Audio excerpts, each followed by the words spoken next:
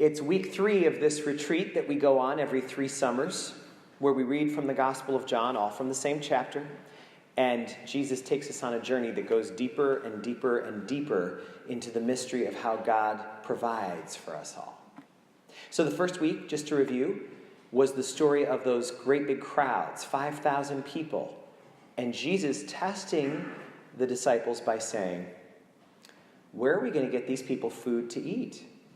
And them responding, there's no way we could do that. There's absolutely no way to feed all these people. And Jesus saying, yes, there is. I want you to feed them. Figure it out. And they gave their little bit, whatever their little bit was, and then he multiplied it. The second week, we learned how that story applies very much to today. That's not just some ancient story that is a nice way for us to tell our kids about Jesus' power to perform miracles. It's much more than that. It is about all that God can do and all that God is asking us to do for the people in places like Haiti today. And if you look in the bulletin, you'll see that we raised thousands of dollars last weekend for the people of Haiti. Just a remarkable thing. So obviously, this retreat is working. The church has a lot of wisdom in doing this every 3 years, taking us through how we are called to give our little bit and let God multiply it. And then we are called to recognize how that has real implications for people in the world. And now we're at week 3.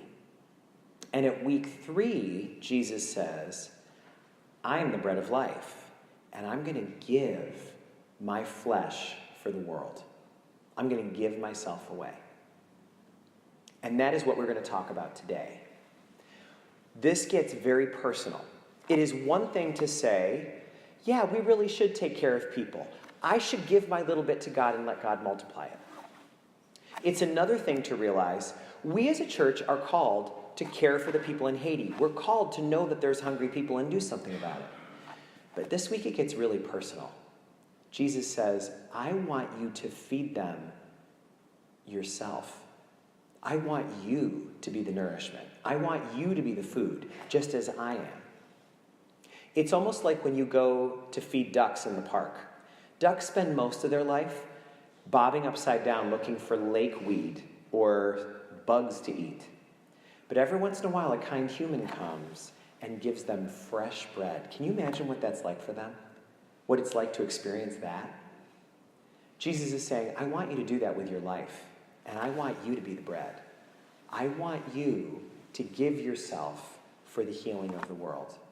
That's what Caroline Lewis is doing, going to the Ukraine for 27 months to share all that she's been able to learn and grow in her life so that she can help people in a country that's really struggling right now. And that's exactly what Matt Houle is doing. He had a great career as a religion teacher. He was able to be very comfortable as somebody who was doing something he was good at and being praised for it and having lots of great relationships with kids and families that he served. But God was asking him to do something a bit different with his life, and he has had the courage to answer that call. So I'd invite Matt forward now to share a little bit more with you about his story and about how he himself is bread taken to the duck pond.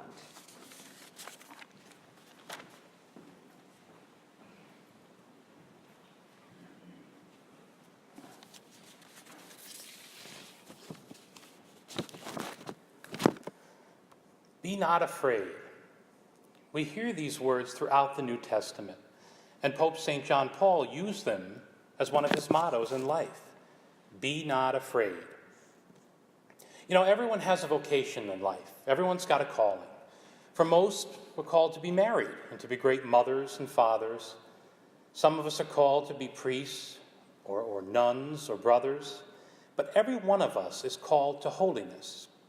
We're all called to be great saints, not just to be good or nice, but to be great saints. That requires a lot. You know, I first thought about the priesthood when I was about 15 years old. I had gone through something very difficult at that time. It was a very painful time, very dark. I felt very distant from God. It's hard to describe what it was like, but it was awful. It just went on for months with no end in sight. But then I experienced a miracle. It was Easter Sunday that year, and it was one of those first nice days of spring, where the grass is just starting to come up, the daffodils are just starting to bloom, and there's that heavy kind of musty spring smell in the air. I went outside and I began to pray, and suddenly I felt overwhelmed. It was as if God and the Blessed Mother were right there with me. I didn't see anything, but I felt their presence. Everything that had been bothering me for so long was gone in an instant. I just experienced total and complete joy, the likes of which I'd never known. I still can't fully understand it or describe it. But it was at that moment that I thought, what if God wants me to be a priest? When you experience God's love in such a vivid way, as we've all experienced God's love, the only logical response is to give ourselves completely to Him. I am yours, God. Do with me what you will. But I wasn't exactly sure if that's what God wanted. So I became a teacher. It was a profession that I loved. As Father Scott mentioned, I was teaching religion at a Catholic high school. And every day I got to share my faith with the kids and listen to their stories. It was very rewarding. And as I kept on teaching and listening, I saw God working in the lives of my students. There were moments that were nothing less than miraculous. And God sometimes let me participate in the process. Not that I did anything, but that He used me in the process. And I'm so grateful. It was only after years of teaching that I felt like God was saying, it's time for you to become a priest. So, if God can make me a teacher, maybe He can make me a priest. So I had to give myself over to that. Unfortunately, when I was younger, we didn't talk a whole lot about vocations to religious life. And so people weren't always encouraged as they might have otherwise been. The priesthood is a challenge. It's very countercultural. Pursuing this is not easy. Just as we heard from Elijah in our first reading, he wants to die. He's ready to give up. He's experiencing something I think everybody experiences from time to time. Loneliness, doubt, fear, despair, maybe even apathy.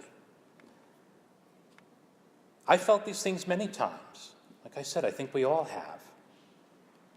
But in that moment, look at what happens next. As Elijah sleeps, he's awoken by an angel. And there is food and drink there, and the angel says, eat and drink. And he does it again. Elijah then has the strength he needs, the nourishment he needs to continue. And he does. He walks for 40 days and 40 nights until he gets to Mount Horeb, the mountain of God, where he can feel and experience God's presence. His trial didn't end immediately. He didn't instantly feel better in that moment, but he was given the food, the nourishment he needed to continue the journey. That's the spiritual life. I certainly didn't arrive here as a seminarian very quickly. I started thinking when I was 15. I won't mention how old I am now, but it took a long time, as you can see. So Elijah has the food he needs for the journey, and it's not just physical nourishment, it's spiritual nourishment as well. And today in John's Gospel, we see Jesus say, He is the bread of life, the bread come down from heaven. He is our nourishment. It's not a once and done thing where He just tells us, here, go do this, and that's it. He wants a relationship, a real relationship with us. And He is the way to God. Sometimes we don't always feel God's love. Certainly Mary, when she was separated from Jesus, when He was lost in the temple, she felt His absence. I hear people say that to me too sometimes. I don't always feel God's presence, especially when something tragic happens. Where is God in all this? I don't feel Him. And my answer is always, He's not a feeling. Thank God He's not a feeling. Feelings are fleeting. They pass quickly. This world offers us many feelings and experiences and pleasures, but none of them can fully satisfy us. They just leave us longing for more. Nobody can love the pleasures of this life for very long, and only the worst sort would give their lives over to the pursuit of them. Like Elijah, sometimes we experience fear and discouragement and apathy. These things get in the way of our ability to offer ourselves as a life-giving sacrifice to God. These are tools the devil uses to pull us away from God. Don't let him. Doing God's will and living out God's self-giving love are not feelings or sentiments, and they do not always provide us with instant gratification. They are active choices we must make every day, no matter what we're called to. Prayer and listening for God's answer revealed my call. I heard it from my students who said to me on more than one occasion, "Why aren't you a priest?" So I encourage young men and women who are thinking that perhaps they might be called to be a sister or a brother or a priest. Right now we have 30 young men in formation for priesthood in our diocese. That's more than we've seen in decades. So your prayers are working, and God is at work. You know, God knows us better than we know ourselves. If we want to experience real joy, we just need to do what God created us to do and follow His will and His example, and we will find greater joy than we ever knew possible. So parents, grandparents, aunts, uncles, friends, encourage the young men and women that you may know to pursue a life of service to God. But do it in an appropriate way. Sometimes it's a little bit embarrassing. Maybe say something in private. Like, you've got some gifts and talents. Have you ever thought about becoming a priest or a sister? Who knows? Maybe one of them will hear their call from you. And remember, be not afraid.